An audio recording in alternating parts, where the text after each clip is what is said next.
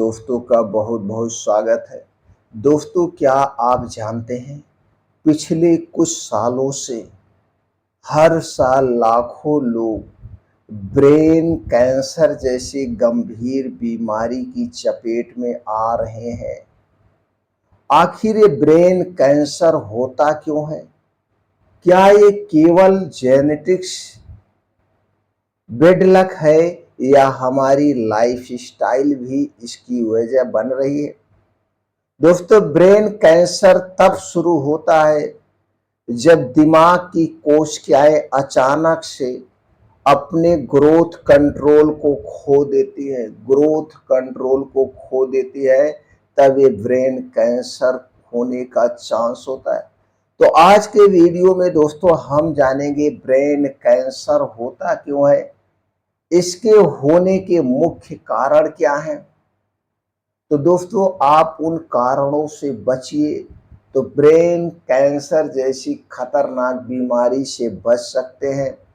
दोस्तों, हमारे डीएनए में छोटे छोटे म्यूटेशंस हैं जो ट्यूमर सुपरेसर ग्रेस को फेल होना और कुछ दोस्तों इन्फ्लुएंट जीन्स भी होते हैं।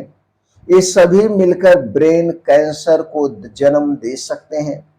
रिसर्च बताती है कि high dose radiation, certain chemical और कुछ रेयर जेनेटिक्स कंडीशन इस बीमारी का खतरा बढ़ा सकते हैं। और हाँ, जब शरीर के किसी और हिस्से में कैंसर होता है तो दोस्तों वो भी ब्रेन तक पहुंच सकता है और इसे हम सेकेंडरी ब्रेन कैंसर कह सकते हैं। दोस्तों, ब्रेन कैंसर कई तरह का होता है। ब्रेन कैंसर पर आज दुनिया भर में नई रिसर्च चल रही है। एआई और नई थेरेपी से इलाज में उम्मीदें कुछ बढ़ रही हैं। तो हमें क्या चाहिए? हमें चाहिए दोस्तों सावधानी। सावधानी हम अपना करके ब्रेन कैंसर जैसी बीमारी से बच सकते हैं। दोस्तों, ईयरली डिटेक्शन की सबसे बड़ा हथियार है। तो दोस्तों, आज के वीडियो में हमने जाना ब्रेन कैंसर क्यों होता है, ब्रेन कैंसर के होने के पीछे का क्या कारण है। इसके अलावा कुछ और भी कारण माने जा सकते हैं, जैसे कि गलत लाइफस्टाइल, गलत खान पान।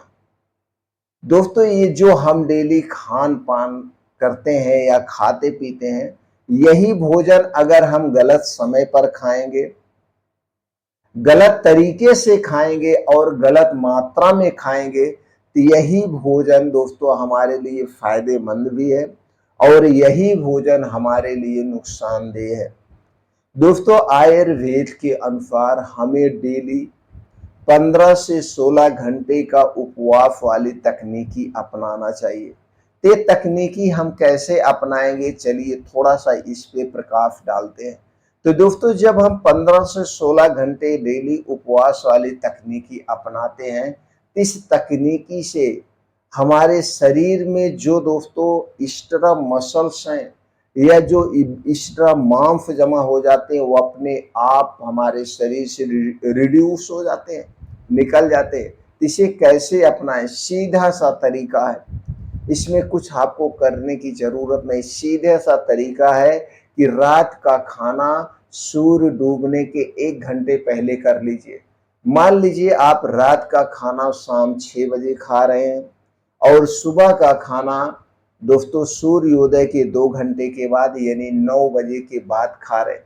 तो 6 बजे और 9 बजे को मिला के आप डेली 15 से 16 घंटे का उपवास कर रहे हैं। तो दोस्तों, ये जो 15 से 16 घंटे का रात का आप उपवास करते हैं, इससे क्या फायदे होते हैं ये भी जान लीजिए।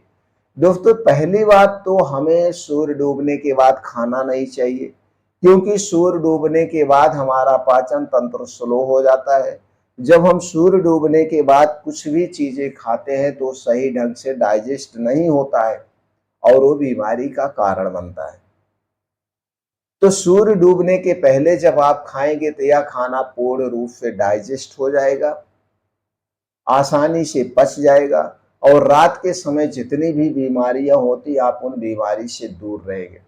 दूसरा बड़ा फायदा, जब आप सूर्य डूबने के पहले खाते हैं और अगले दिन सुबह 9 बजे के बाद खाते हैं तो जो ये 15 से 16 घंटे का समय मिल रहा है, इस समय में आपने जो खाना खाया वो सही ढंग से डाइजेस्ट हो जाएगा। अंदर के जो ऑर्गन है अंदर के जो ऑर्गन है उन्हें अपने आप को रिलैक्स करने का समय मिलता है, जिसके कारण अंदर के सारे ऑर्गन अपने आप को डिटॉक्सिफाई करते हैं।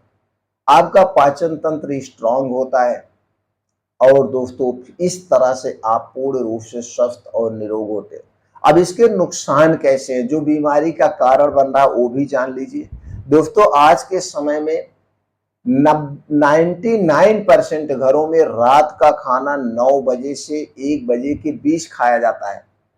अगर पार्टी उत्सव चल रहा है, शादी ब्याह है, तो दोस्तों हमने देखा है कुछ लोग 3-3 4-4 बजे रात में खा रहे हैं। तो यह खाना हम नहीं खा रहे हैं, ये बीमारी खा रहे हैं, बीमारी को निमंत्रण दे रहे हैं। तो यह खाना आपका पचेगा? कभी नहीं पचेगा। यह खाना पचता नहीं और दोस्तों ये फिर बीमारी का घर बनता है। तो हमें सूर्य डूबने के बाद कभी नहीं खाना चाहिए। दूसरी तरफ लोग दोस्तों जो रात में खाना खाते हैं वो फुल खाना खाते हैं और रात के खाने में सबके घरों में लगभग घरों में दोस्तों पूरा खाना बनता है, जैसे दाल चावल रोटी सब्जी पूड़ी पनीर, यदि छोले भटूरे जो हैवी खाने होते हैं रात के समय में बनते हैं। लोगों की उसमें भी गलती नहीं है, क्योंकि सुबह भाग दौड़ भरी जिंदगी में रहते हैं, ऑफिस जाना काम करना, शाम को सब आराम से घर पे रहते हैं और खाते हैं, जबकि यही गलत हो रहा है। ये तो पहला कारण हो गया, इस नियम को आपको बदलना होगा। खाना जब भी खाएं जमीन पे बैठ के अलती पलथी मार के और उसे 32 बार चबा चबा के खाना चाहिए, तो खाना पूर्ण रूप से डाइजेस्ट हो जाएगा। और आज के समय में हम खा क्या रहे हैं ये भी जानना बहुत जरूरी है। आज के समय में जो हमारा खाना है दोस्तों वो प्रोसेस्ड किया गया फूड है, यानी कि घर से बाहर का बना हुआ खाना हम खा रहे हैं, अपने घर पे खाना नहीं खा रहे हैं। और जो कुछ भी हम खा रहे हैं ये सारी चीजें मशीनों द्वारा बनाई गई है और इसे बनाने में कई तरह के केमिकल का भी प्रयोग होता है, जैसे आर्टिफिशियल कलर हो गया, उसे प्रिजर्वेटिव किया जाता है। उदाहरण के लिए हम समझ लेते हैं, आप बिस्किट बहुत ज़्यादा ले रहे हैं, ब्रेड टोस्ट आप ले रहे हैं, मिठाइयाँ आप खा रहे हैं, नमकीन आप ले रहे हैं, आइसक्रीम ले रहे हैं, कोल्ड ड्रिंक्स ले रहे हैं, या जलेबी समोसे पकौड़े पिज्ज़ा बर्गर मोमोज, ज़्यादातर लोग यही सारी चीज़ें खा रहे हैं। और ये सारी चीज़ें अगर मीठी है तो चीनी मैदे रिफाइन किए गए तेल में छानी गई है, अगर तीखी है तो नमक और चीनी का प्रयोग किया गया है। और यही सारे वेस्ट पदार्थ, यही सारे जो हम दोस्तों प्रिजर्वेटिव खा रहे हैं, प्रिजर्वेटिव मतलब एक प्रकार का जहर होता है, आर्टिफिशियल कलर ले रहे हैं, तो ये सारी चीज़ें हमारे पेट में शरीर में जाके स्टोर होती है और हर एक बीमारी का कारण बनती है। ये सब हमें नहीं खाना है। फिर खाना क्या है? हमारा खाना 70% नेचुरल चीज़ों पे आधारित होना चाहिए। नेचुरल चीज़ों की बात करें तो हरी साग सब्जियां, ताजे मौसमी फल, बीन्स को रात में भिगो के लें, ड्राई फ्रूट हमें लेना चाहिए, ड्राई फ्रूट ले, मोटे अनाज का प्रयोग करें। मोटे अनाज में भरपूर मात्रा में सॉल्युबल फाइबर पाया जाता है, प्रोटीन्स पाया जाता है, जो हमारे पाचन तंत्र के लिए अमृत का काम करता है। तो मोटे अनाज का हम सेवन करें, ये सारी चीज़ें हमें लेना चाहिए। इनमें दोस्तों जो कुछ भी पाया जाता है वो शरीर के लिए फायदेमंद है। और दूसरी तरफ दोस्तों आज के समय में चाहे गेहूं हुआ चाहे चावल हुआ, यानी कि चाहे सब्जियां या फल हुआ दोस्तों स्टोर की जाती है और स्टोर करने में कई प्रकार के केमिकल का प्रयोग किया जाता है और इसके कुछ न्यूट्रिएंट्स नष्ट हो जाते हैं। इसीलिए हमें स्टोर किया गया फल, स्टोर की गई सब्जी कभी नहीं खाना चाहिए। हम जहाँ पे रहते हैं वहाँ पे जो सब्जियाँ पाई जाती हों, वहाँ पे जो फल पाए जाते हैं, उन्हीं सब्जियों का फल और सब्जियाँ प्रयोग करनी चाहिए। न तो एक्सपोर्ट की गई न तो इंपोर्ट की गई कोई सब्जी फल नहीं लेना चाहिए, क्योंकि जहाँ पे हम रहते वहाँ के हिसाब से हमारे शरीर में जो वात पित्त कब पाया जाता है उसी हिसाब से वो घटता बढ़ता है। अगर हम विपरीत चीजें खाएंगे तो वो भी सही ढंग से डाइजेस्ट नहीं होता है, और जब हम ताजा खाते हैं तो दोस्तों हमें उसे पचाने में भी आसानी होती है।